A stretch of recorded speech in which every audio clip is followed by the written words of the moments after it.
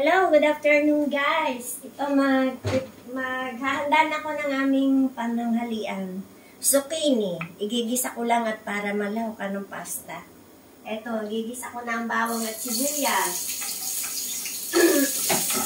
Tapos yung sunod ko dito ang zucchini.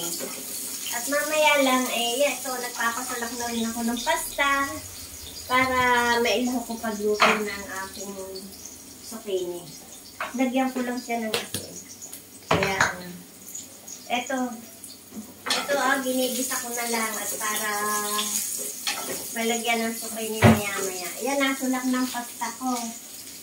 Nuhulog ko na. Ito ang pasta, ito. Ayan. Nuhulog ko na. Para may magamit, para malambot na agad siya maya-maya. Mga 10 minutes lang ito, guys. At luto na rin. So, ganyan lang. Kasimple ang aming pagkain mag-asawa. Zucchini. Bilhan ko na. So, ganito lang. Timplahan ko ng pamienta. Yan. Tapos, kaunting dado. Ito, ayan. Ganyan lang, guys. Ganito lang kasimple ang aming pagkain mag-asawa. Isa kayo madaling magluto. Hindi matagalan.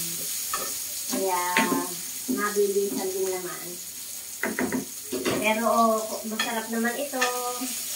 Masustansya kasi may gulay. Ayan, nalaglag.